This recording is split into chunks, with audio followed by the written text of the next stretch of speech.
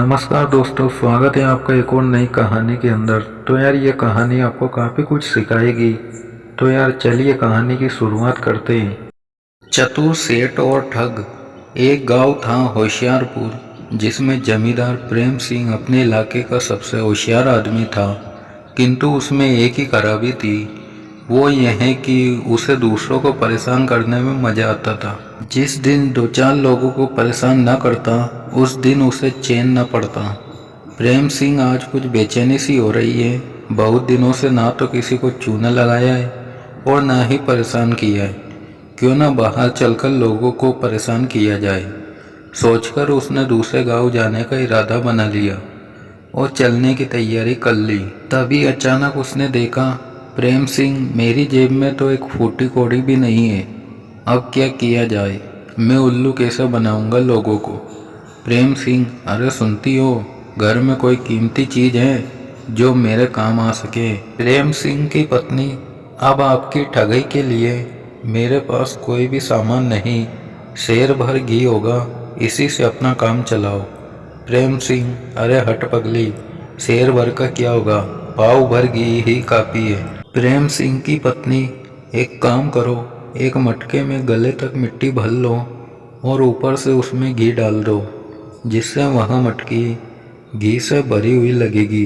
प्रेम सिंह, अरे वाह मेरी कमला रानी, तू तो मेरे साथ रह रहकर खूब चतुर हो गई है। प्रेम सिंह की पत्नी, हाँ सही कहा, तुम जैसे ठग और बेईमान इंसान के साथ रह रहकर ऐसे कामों में दिमाग चलने लगा है मेरा। उसके बाद प्रेम सिंह ने गले तक मिट्टी भरे मटके में ऊपर से थोड़ा सा घी डाल लिया और हाथ में लेकर दूसरे गांव की ओर चल पड़ा। दूसरे गांव में गली बाजार और मोहल्ले से होते हुए सुनार की दुकान पर जा पहुंचा। दुकान पर उसने देखा कि एक चांदी के हत्थे वाली एक सुंदर तलवार लटक रही है। उस तलवार को देखकर प्रेम सिंह का मन ललचा गया। प्रेम सिंह, वाह क्या चीज है, अगर यह सौदा पट जाए और यह तलवार मेरे हाथों में आ जाए तो मज़ा ही आ जाएगा। सुनार, कौन हो भाई? इस गांव के तो नहीं लगते हो। प्रेम सिंह, भाई लाला, यह तलवार कितने की होगी? अपने गंजी खोपड़ी खुजलाते हुए लाला बोला, तलवार तो सस्ती है, लेकिन तुम कहाँ से आए हो और इस मटके में क्या है? प्रेम सिंह, लाला जी, इस मटके में तो शुद्ध देसी घी है। एकदम शुद्ध घी देखकर लाला के मुंह से लार टपक पड़ी और लाला बोला, देखो भाई, यह तलवार भी शुद्ध चांदी की है। इसे बनाने में भी बहुत पैसा लगा है, मगर मैंने देखा कि यह तलवार तुमको पसंद है तो ले लो। तुम्हारे इस शुद्ध देसी घी के बदले में ये तलवार तुम में भेंट करता हूँ। प्रेम सिंह को उम्मीद न थी कि सौदा इतना सस्ता पट जाएगा। प्रेम सिंह ने तलवार को मयान में से निकाला और अच्छी तरह से नज़र मारकर वापस उसे मयान में ही रख दिया। इस सौदे के कारण दोनों की आपस में अच्छे से जान पहचान हो गई। लाला बोला, अगली बार जब आओ तो तुम्हारे पास जितना घी हो सारा का सारा लेते आना। बदले में अपनी पसंद की कोई भी दूसरी चीज लेते जाना। अगली बार भाभी के लिए ऐसी अंगूठी बना दूंगा कि जिंदगी भर तुम्हारी गुलाम बन के रहेगी। प्रेम सिंह, अच्छा अच्छा ठीक है, अगली बार मैं बड़ी मटकी लाऊंगा। यह कहकर प्रेम सिंह वहाँ से चला गया। उसे डर था कि कहीं उसका भांडा न फूट जाए। वहाँ से फुर्ती से निकल गया।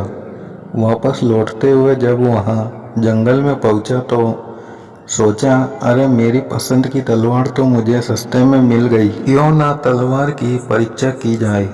उसने तलवार को मियान में से निकाला और जोर से एक पेड़ के तने पर दे मारी। तने में लगते ही तलवार मिट्टी की तरह जमीन पर बिखर गई। यह देखकर प्रेम सिंह हताश हो गया और बोला, अच्छा तो अच्छा वाला काटा है उसने तेरा। वाह रे लाला, तू तो मेरा भी बाप निकला। उधर जब लाला घर पहुंचा, लाला कहाँ हो भाग्यवान, आज बाजार में एक आदमी आया था, उसे बड़ा अच्छा उल्लू बनाया मैंने। लाला की पत्नी, क्यों आप लोगों को ठगते हो? किसी दिन अगर यह हरकत आपकी किसी और को पता चल जाएगी तो बाजार में कभी बिना कपड़ों के नजर आओगे। लाला, क्या कुछ भी बोलती रहती हो? देखो मैं क्या लेकर आया हूँ, गांव का शुद्ध देसी घी। मगर जैसे ही जमीन पर बैठकर उसने मटकी खोली और एक परत घी निकाला तो उसमें थोड़ा सा घी और बाकी सब मिट्टी नजर आई। लाला, अरे यह क्या? लाला की पत्नी, अरे ये क्या, इसमें तो मिट्टी भरी पड़ी है, आपको उल्लू बना दिया। यह देखकर लाला की पत्नी खूब हंसने लगी और लाला भी मन ही मन प्रेम सिंह की अक्ल की दाद देने लगा। लाला, यह तो मुझसे भी ज़्यादा अक्लमंद निकला। कई दिन बीत गए। एक दिन प्रेम सिंह ने सोचा, प्रेम सिंह, कई दिन हो गए, लाला के पास चलना चाहिए। लाला से समझदार और कोई नहीं हो सकता। उसने उल्लू बनाया था, मुझे सबक तो सिखाना बनता ही है। उसने अपनी लाठी और चादर उठा ली और गांव जा पहुंचा। लाला जी अपनी दुकान पर बैठे थे। प्रेम सिंह को देखकर ही लाला ने खड़े होकर स्वागत किया। लाला, अरे आओ आओ प्रेम सिंह भाई, कहो। प्रेम सिंह जी, तलवार कैसी लगी आपको? प्रेम सिंह, लाला जी चीज़ तो लाजवाब थी, बहुत लाजवाब चीज़ रखते हो, लेकिन घी में भी काफ़ी स्वाद आया होगा। लाला जी को हंसी आते आते रुक गई और बोले, गांव के शुद्ध देसी घी में स्वाद न आए तो और गांव से घी क्यों मंगवाए। लाला जी ने प्रेम सिंह को प्रेम से अपने पास बिठा लिया, उठकर चिल्लम उठाई और बोले, प्रेम सिंह अब कुछ दिन यहीं रुको। प्रेम सिंह ने बात मान ली। शाम को खूब चकाचक भोजन बना। खाने के लिए दोनों अलग अलग आसनों पर बैठ गए। दो थाल सामने आए। लाला ने सोने के थाल में भोजन परोसकर प्रेम सिंह के सामने रखा और स्वयं चांदी की थाल ले ली। प्रेम सिंह, लाला जी आज आपने तो मेरा दिल खुश कर दिया, आप तो खाना भी सोने की थाल में देते हो। लाला ने मन में सोचा, यह सोने का थाल देखकर तो तुम्हारे मुंह में पानी आ गया होगा। लाला, अरे अरे प्रेम सिंह, मैं तो अपनी मेहमान नवाजी कर रहा हूँ। सोने की थाल देखकर प्रेम सिंह खाना पीना और भूख सब भूल गया और सोचने लगा, प्रेम सिंह खाना तो अपनी जगह, किसी तरह सोने का थाल हाथ लग जाए। खाना खत्म हुआ तो दोनों के बिस्तर आंगन में बराबर बराबर लगा दिए गए। थोड़ी देर बाद लाला जी को नींद आ गई। जब वो खर्राटे भरने लगे, प्रेम सिंह थाल लेकर तालाब के कीचड़ में छुपा आता हूँ, किसी को शक भी नहीं होगा। प्रेम सिंह उठा और थाल को तालाब की कीचड़ में छुपाया।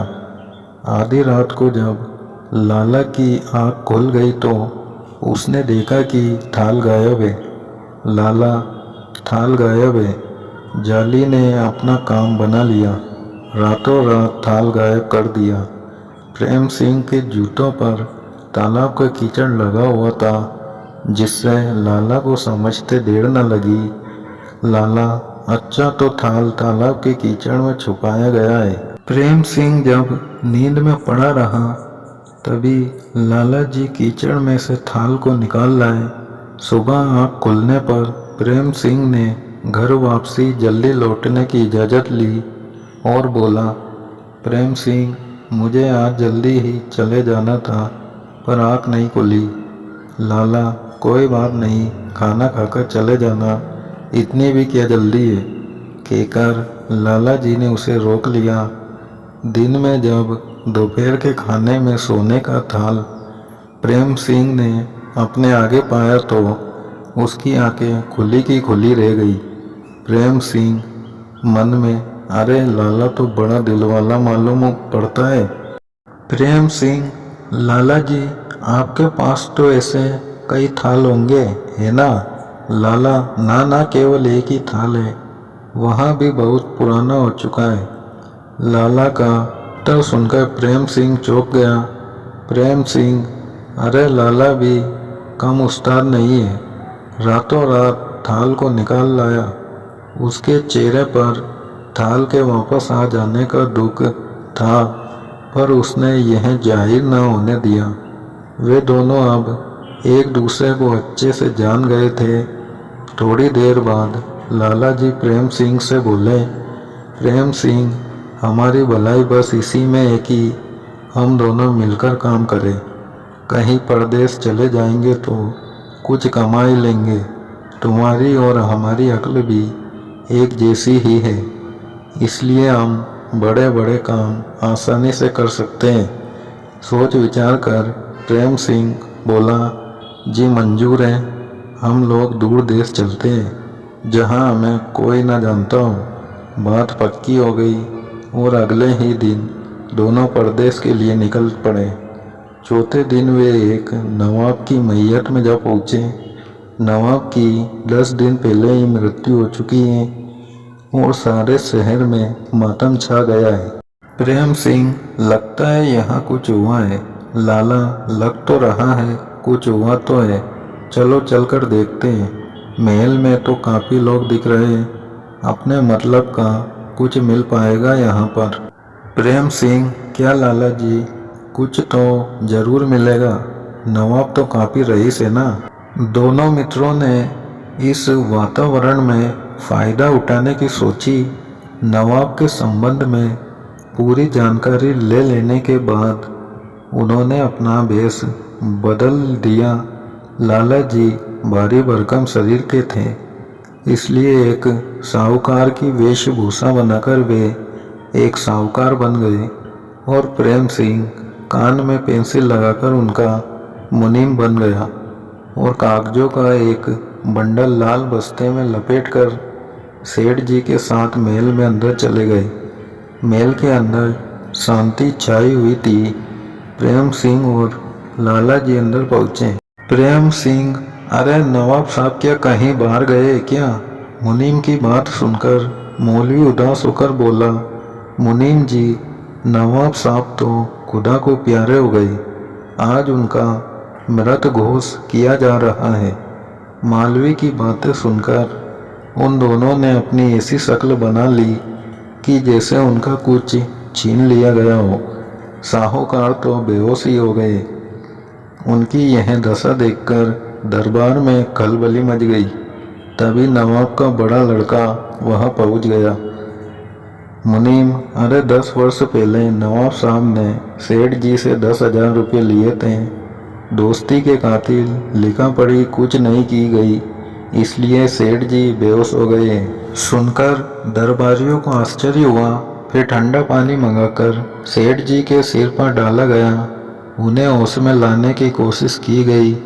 होश में आकर वे जोर से चिल्लाए, साहूकार, नवाब साहब, मेरे 10,000 रुपये, हाय रे मेरे 10,000, यहाँ नहीं तो जन्नत में आकर मैं आपसे ले लूँगा, कहकर वे फिर से बेहोश हो गए। यह देखकर मौलवियों ने सोचा, यह बनिया कहीं पैसे के पीछे जान न दे दे, मर गया तो आफत खड़ी हो जाएगी। नवाब साहब का लड़का भी घबरा गया। नवाब साहब का लड़का, खुदा के लिए सेठ की जान बचाओ, मौत का दाग हमारे माथे पर न लग जाए, मैं उनका सारा हिसाब चुका दूंगा। सेठ को होश में लाया गया। नवाब साहब का लड़का, सेठ जी, आपके पास कोई सबूत है कि मेरे पिताजी ने आपसे 10,000 रुपये लिए थे? लड़के की बात सुनकर सेठ बोला, सबूत तो कोई नहीं, किंतु अगर मैं सच्चा हूँ तो नवाब साहब की कब्र पर चलो। नवाब साहब खुद अपने मुंह से बोलेंगे कि उन्होंने रुपये लिए हैं या नहीं। सब ने सेठ की बात मान ली। तय हुआ कि आज रात को ही कब्र पर चला जाए। वहाँ से चले जाने पर सेठ और मुनीम दोनों ने मुशायरा किया। सेठ बोला, अंधेरा होने से पहले ही तुम कब्र में घुस बैठो, डरना मत। नवाब का लड़का जब कोई सवाल पूछे तो ठीक ठाक जवाब देना। मुनीम, अरे सेठ जी घबराते क्यों हो, लेकिन बरखुरदार कहीं रुपया लेकर अकेले ही चंपत मत हो जाना। ऐसा ना हो कि मैं कब्र में ही पड़ा रहूं और तुम भाग खड़े हो जाओ। बात पक्की हो गई। आधी रात के समय सभी गांववासी नवाब की कब्र पर इकट्ठा हो गए। कब्र के किनारे एक ओर सेठ जी खड़े थे और दूसरी ओर नवाब के साहबजादे। कब्र पर जाकर साहबजादे ने पूछा, अब्बू जान, यह साहूकार बोल रहा है कि आपने इससे 10,000 रुपये लिए थे, क्या यह सच है? आवाज़, हाँ बेटे, कुछ वर्ष पहले सेठ जी ने मेरी मदद की थी। तुम उन्हें 10 के बजाय 15,000 दे दो। उनका एहसान मैं कभी नहीं भूल सकता। सुनकर लोग सन्नाटे में आ गए। सेठ जी सच्चे साबित हो चुके। जल्द ही 15,000 की थैली सेठ जी को सौंप दी गई। 15,000 रुपये लेकर सेठ जी के पैर जमीन पर नहीं पड़ रहे थे। मन में स्वार्थ तो भरा ही था। सेठ जी कौन जाकर जमींदार को कब्र से निकाले। किसी ने देख लिया तो सारी रकम जाएगी और ऊपर से जूते पड़ेंगे 100 लग। मुनीम, सब लोग चले जाए तब कब्र से निकालूंगा। वैसे आवाज़ तो किसी की नहीं आ रही है बाहर से। थोड़ी दूर जाने के बाद लाला को लगा, अगर प्रेम सिंह निकल आया तो मुझसे आधा हिस्सा मांगेगा। मुझे इसका कुछ करना पड़ेगा। वापस आकर लाला प्रेम सिंह से पूछता है, और भाई प्रेम सिंह कैसे हो, अंदर सब ठीक है कि नहीं? प्रेम सिंह, लाला जी बाहर बैठे क्या बात कर रहे हो, अंदर आ जाओ आप भी, आपको भी पता चल जाएगा। जल्दी बाहर निकालो।